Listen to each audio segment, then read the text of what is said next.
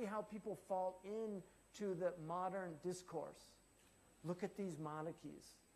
The hadith clearly says they should hold their hands on their... Why are they leaving it at the sides? Right? And there's a book that was written years ago, which by an Azhari imam. It was written at the request of Hassan al-Banna. It's called Fiqh al-Sunnah. If you read that book, which nobody who's not trained in ilm should read that book. If you're not trained as a faqih, you should not read that book. That book presents a very simplistic view of the madhabs, and you can really misunderstand, because he's not dealing with the usul of the imams. And so he'll present dalils, but he doesn't understand that within the madhab, that dalil is not the strongest dalil. So he's basically doing tarjih. So he's creating another madhab. That's what madhabs are. They're mujtahidun, giving their opinion of what should be followed and what shouldn't be. And that's why, like Nasiruddin al-Albani's book, Salatun Nabi Ka'annaka Tarahu, the prayer of the Prophet as if you see it. That's as if you were Nasiruddin al-Albani seeing it, based on him reading hadith. The Hanafis, they saw Abu Hanifa saw Sahaba praying. His prayer is the prayer of Ibn Mas'ud. Imam Malik had 600 teachers from the Tabi'een who saw the Sahaba praying, including Ibn Umar. One of his dominant teachers was Nafi', the Mawla of Ibn Umar. Imam Malik studied with him. Nafi' lived with Ibn Umar, who was, of all the Sahaba, he was one of the strictest in following how the Prophet did everything. And the Prophet said, Sallu kama ra'aytumuni usalli. Not ka'annaka tarahu. He didn't say pray as if you see me praying, based on your reading hadiths of how I prayed. He said pray as you see me praying. Who saw them praying? The Sahaba. Who did they transmit it to? The Tabi'un. Who did they transmit it to? The Tabi'in. This is how our prayer, it's mutawatir. Now if you say, well then why are there differences in praying? What differences are there? You think about this. Go to Mecca right now or Medina. You're praying 5 prayers a day, 5 prayers a day. Not 6, not 7, not 4, not 3. You're praying 5 prayers a day. Whether you're Ibadi, whether you're Ithna Ashari, whether you're Zaydi, whether you're Hanafi, Maliki, Shafi'i, Hanbali. It doesn't matter what sect of Islam you come from.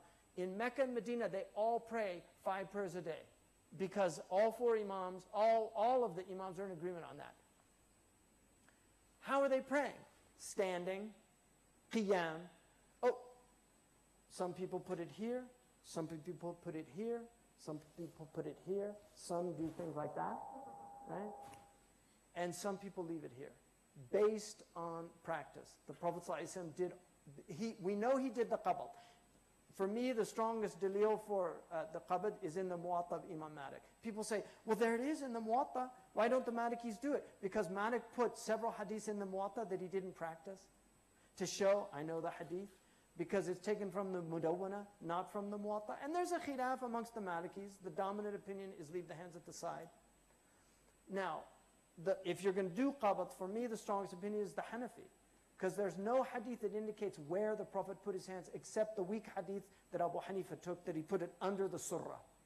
So when he prayed, they go from here.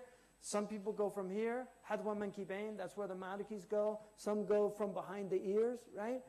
But they still do the same thing. Right? Whether you do it from here or here, it's the same thing. Allahu Akbar. And then either there, the Shafi'is put it above the surah. فَصَلِّ لِرَبِّكَ وَانْحَرْ.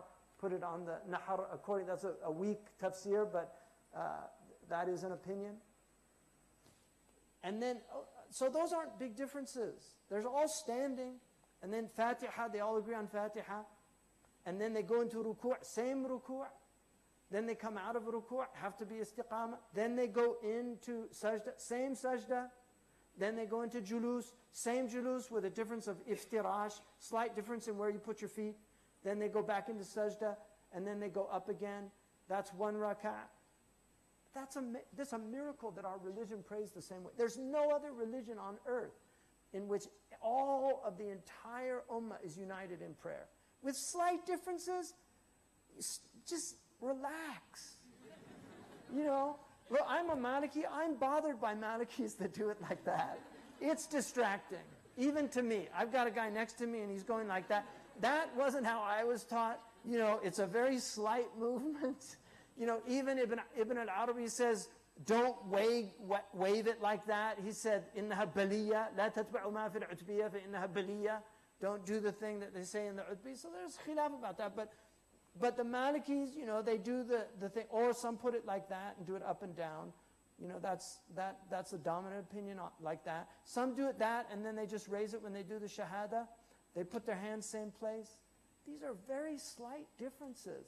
The prayer is amazingly unified, really.